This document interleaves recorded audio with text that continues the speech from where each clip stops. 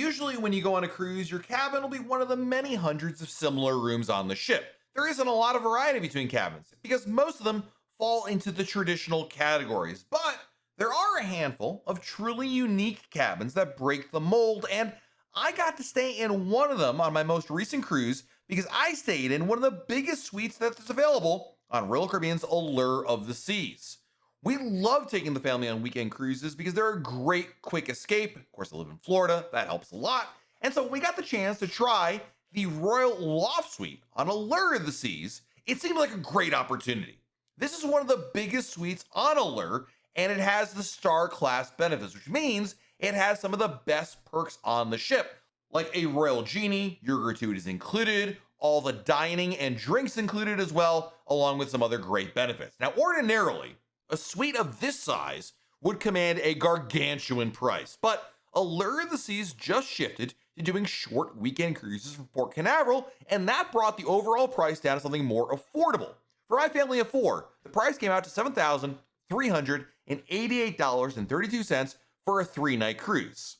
I don't usually stay in suites when we book cruises. We do all sorts of cabins throughout our cruising career. Traditionally, though, I think we mostly end up in connecting balconies. It's one of my favorite tricks for family cruising because it provides us 2 rooms, 2 bathrooms, separation from the kids, and it's a reasonable price. For a suite, though, when we do a suite, a lot of times we're looking for a deal, or maybe we're looking to celebrate. When I did an Aqua Theater suite last year with my family doing Star Class again on Wonder of the Seas, it wasn't cheap, but we were also celebrating my daughter's birthday. And I thought, well, in that situation, it is worth spending a little bit more for. Because after all, when you go on a cruise vacation, you're there on holiday. You're there to get away, forget your cares, and have a great time. I mean, it's really about escaping. And part of escaping is treating yourself. You work hard throughout the year, right? And you're looking for ways to kind of go above and beyond. And that doesn't mean just doing the cheapest thing out there. A lot of times we talk about ways to save money or get the best possible deal on a cruise. And that's great. And I love that. And it's awesome when you can get a really low bargain basement rate to get on a cruise and then make a cruise what you will of it, right? A cruise is what you make of it. You can have a great time in an inside room or a suite. But sometimes you also want to just go for it. Go big, go home, in the same way that you might book a first class airplane ticket instead of a coach ticket, or you might book a suite at a baseball game, or you might buy a luxury car instead of a regular 4-door sedan from a more conventional maker, right? There isn't a right or wrong thing. It's what you can afford. It's what you can reasonably look for. And in a lot of cases, it's a way to kind of just enjoy the fruits of your labor, so to speak. I booked this cruise right when it came out, which was announced back in March of 2022, and that proved to be a really good decision as the prices then were much lower than they eventually became. And this is one of my favorite strategies for saving money, whether it's a suite or an inside cabin. Book early to take advantage of that. Now, Royal Caribbean is shifting their strategy a little bit and offering now short cruises on Oasis class ships. Traditionally, the Oasis class ships, the biggest in the world, would offer 7-night cruises. But Royal Caribbean wants to attract a different kind of cruiser and get more into the new cruise market. A lot of new cruisers, for right or wrong, will look to a short cruise as their first cruise. And traditionally, Royal Caribbean would offer 3-night cruises on some of their older ships. Not a bad deal. It's actually gotten better over the last couple of years.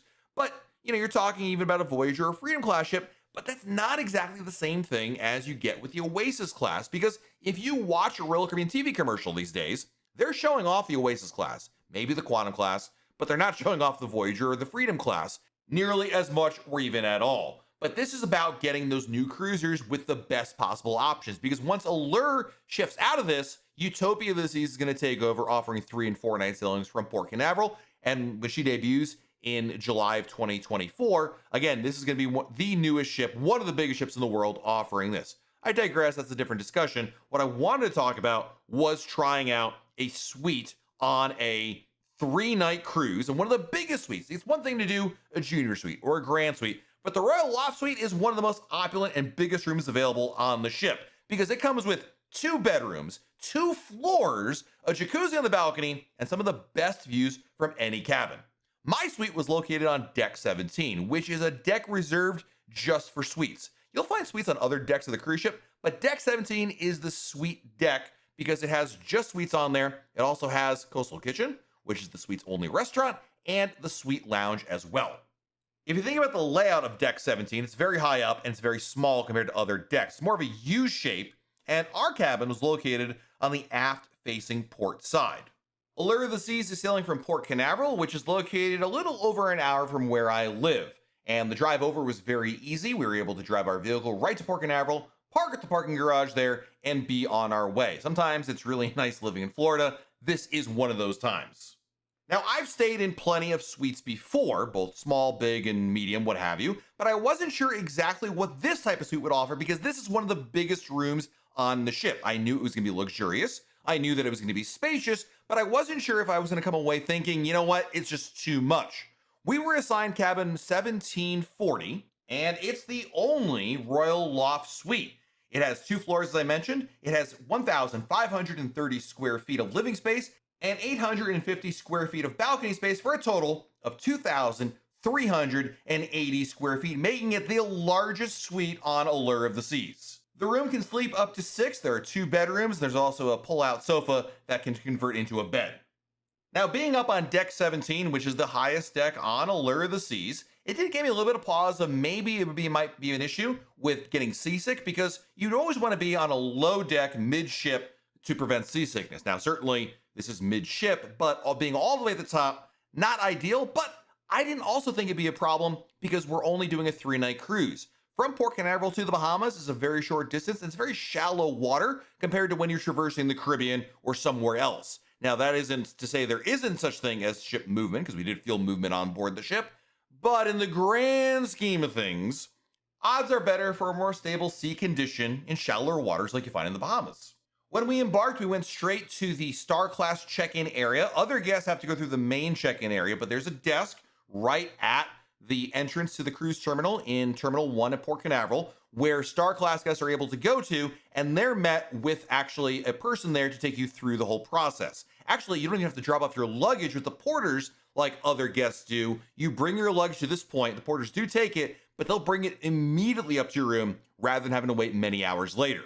At this point, you're then escorted through security, and you get to bypass any lines that are there and take the shortest possible wait to go through security, verify your paperwork, and bring you upstairs. Once you're upstairs, that is where you meet your Royal Genie. The Royal Genie is your guide throughout the cruise, and they will escort you from the terminal on board the ship. Another difference with being in Star Class is your cabin is ready immediately rather than having to wait till 1 or 2 p.m. Traditionally, when you board a cruise ship, Royal Caribbean's cabins aren't available until the afternoon. But in Star Class, in almost every scenario I've ever cruised with in Star Class, the suites are available immediately because they prioritize those cabins to turn them around for the suite guests. One of the nice little benefits. So your Genie then takes you immediately to your cabin to drop off your stuff and explain how the cabin works. Now, this is my first time in a Royal Loft Suite, staying in one. I think maybe I walked through one on a ship tour when a new ship launched, but first time really with any kind of recollection being in here. And man, this space was absolutely massive. I mean, I knew there was going to be a lot of living space, but it's incredible that they have cabins this large on a cruise ship. When you walk in, you're immediately going to see a couple things. First of all, you have a foyer in which there's a grand piano that actually has an auto player to be able to play music for you. You've also got a giant living room with full screen TV in there and a dining room as well. Lots of space, lots of seating, because again, this can seat 6, but really, it looks like Royal Caribbean wants to be able to host other people in here. There are 2 bedrooms. It's a loft style, so there's 2 floors of this cabin. On the bottom floor is actually the secondary bedroom that is actually very large. In the aqua theater that we stayed on Wonder of the Seas, the secondary bedroom looked more like a regular, inside cabin kind of cabin. And the bathroom looked like a regular bathroom as well. But here, this looked like a more opulent type of room style, right? It looked like a suite, and it was much larger. There was more space, and their bathroom not only had, of course, a toilet and a shower, but it was expansive. It had glass windows. It was a very large area and provided certainly privacy and separation from the other guests. Now, as I mentioned, in the living room, the sofa that's there can be converted over to a bed. That's how you get the 6 people in there. And then the primary sleeping area is upstairs with the upper loft. This is the master bedroom, which features a king-size bed with views out to the windows that make up the loft area. Here you have curtains that can be deployed via remote control to be able to give you privacy, as well as, of course, darkness in case the morning light is not to your liking. And if you thought the bathroom was big downstairs in the secondary bathroom, the master bath is absolutely enormous. There's a toilet, a bidet, two sinks, two different adjustable shower heads with a rainforest shower as well, and if that wasn't enough, a jacuzzi style bathtub for you to enjoy. There's also an office desk and chair on the upper level that faces the balcony, so if you want to do some work, it's a really pretty view from up there for sure. Now, there's a ton of storage space in this cabin. Behind the bed in the master bedroom is where all the storage space is located. There are drawers and closets, and there's just gonna be so much more space than we could possibly ever fill. I mean, there were just drawers and drawers and closets, lots of great space. You'll also find the safe, which is actually a little bit bigger than the traditional cruise ship safe on there. Going back downstairs to the living room is the dining room, which is a very large table to enjoy meals delivered by room service. Remember, with Star Class, you can have not only room service delivered to your cabin, but also food from other specialty restaurants, which is a huge benefit. There's an in-room coffee maker. They can make a quick cup of coffee anytime that you want it. And of course, you'll be stocked with different drinks, soft drinks, beers, and wine, just to ask your stateroom attendant for those. Stepping onto the balcony, there are 3 doors that you can use to get to the balcony. 2 in the living room, 1 from the second bedroom. The Royal Loft Suite has a wraparound balcony that provides views of the ocean and the sports deck below. There's a wet bar outside that you can use, along with another dining table with lots of seating. When having food delivered to your suite, you have the choice of either dining indoors or outdoors, and they'll all set it up for you. There are 2 giant lounges on the balcony that face the sports deck, and there's also comfortable loungers that face the ocean. But the pièce de résistance of the Royal Loft Suite is the private jacuzzi hot tub on the balcony, which faces the ocean. The hot tub is available day and night, and it's available throughout your cruise anytime you want to use it, and it's one of the very few suites that have this feature. In short, this is a giant cabin with enough living space. If you had 6 people in this room, there would still be plenty of space and storage space available for everyone here. You're not going to feel constricted. There are a couple things, though, that I kind of wish were different about this cabin. First of all, there are no outlets or USB outlets near the bed at all in the master bedroom. The closest outlet was over by the office desk. So it really meant that if you're charging phones at night, which I always do, it's not nearby. So when your alarm gets off in the morning, you got to get out of bed, walk over and turn it off. I know it's a first world problem. Second of all, in the master bedroom, there is actually a window that's from floor to ceiling. And it's a cool idea because it's opaque, provides natural light into a very beautiful space. The problem is the last 15% from the top is see-through. And this is fine on a sea day because no one's out there to look at you. But if you're in port and you're docked right next to another cruise ship, like directly next to it, depending on how high that cruise ship is or what's available there could be an issue with being able to see in your shower. This actually happened to us at Perfect Day Coco Key because we were docked right next to Liberty of the Seas. And because we had backed in and they hadn't backed in, their water slide tower that you go up to access the water slides, if somebody was in the stairs waiting to go and happened to turn over and look into our cabin, they probably could have gotten a show in the shower. Now, we noticed this almost immediately and obviously didn't take a shower then, but it was a bit of an issue and could be a problem depending on, of course, where you're docked and time of day and all those kinds of things, but it certainly did stand out. Being that this was a 3-night cruise, Perfect Day Coco Key and Nassau, Bahamas, an itinerary we've done about a bazillion times, booking this suite actually was a great idea for us because we didn't care as much to get off the ship and do things. We'd been on Allure before, we've done Oasis-class ships before, and we've sailed to Perfect Day Coco Key and, of course, Nassau before. So for all those reasons, we felt more comfortable, more compelled to spend more time in our cabin and prioritize what we were getting for that. A suite is always a splurge. It is not a dollar for dollar benefit that you can go and say, this is a good spend of money. Rather, it's a way to just treat yourself. And that's exactly how we felt about it. And so we took more time staying in our room rather than going out onto the ship and doing other activities. I think it also helped that we got a pretty good price on it when we booked it, being at $7,000 for 4 people on a 3-night cruise. Again, could I have gotten 2 or 3 more cruises if I had booked an inside cabin? Yes, but they would have been in an inside cabin. This is about enjoying this particular type of room there, and for this sailing, it made sense for us. Staying in a suite is not for everybody, whether it's an affordability issue or just simply a style issue that you don't like it. I totally get that, and that's why we try to mix it up as much as possible. Not only to be able to bring you more coverage here at Royal Caribbean Blog, but also because sometimes it really doesn't make sense to stay in a suite, like if you're doing a port-intensive itinerary or the price for the said suite is just ridiculous. And I would be remiss if I didn't talk about the Royal Genie because that is an equally important part of the experience in addition to the cabin. The Genie is kind of like private butler, private guest services, and Magic Maker all rolled into one. When you ask people, what does a Royal Genie do? You're gonna get all sorts of answers. And that's because it's a very personalized experience. It's not all the same. And I think Royal Caribbean leaves it purposely vague. Your Royal Genie will contact you via the WhatsApp application on your phone, and you get to message them with any request that you may have. It's also a way for them to contact you with any questions or follow-ups or information you may need. Your Genie will take you around the ship, escort you through various events, get you private elevators.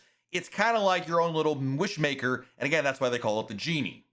In short, the best way I can describe it is a Genie is like your easy button. No matter how well you plan everything out, they just make everything easier for you. You don't have to worry about it. They take care of everything, and it really does make the experience a whole lot more enjoyable, especially on a ship like an Oasis class with so many activities, things to do, and limited seating. They can get you past all those issues. We can talk more about the Royal Genie in another video, but I wanted to highlight it because it's a big part of what this is included when you book a room. It's not just the cabin, it's the cabin and the Royal Genie experience. And if you talk to somebody who's done a star class cabin, they will probably tell you first about their Genie and about their suite second. That says a lot about what the experience is all about. So there you have a look at the Royal Loft experience here on Allure of the Seas. Hopefully this opened your eyes to a new option, a new way to cruise, whether you can afford to or not. It's just interesting to see how Royal Caribbean offers different cabins, different suites. Let me know in the comments below, would you want to stay in one of these? Have you stayed in one of these kind of suites? And what are your thoughts of star class? Let me know in the comments down there below. And while you're below our video, hit the like button, subscribe to our channel, and turn on notifications. That way, YouTube lets you have a brand new video to share. This has been Matt from RoyalCaribbeanBlog.com, and we'll talk again real soon.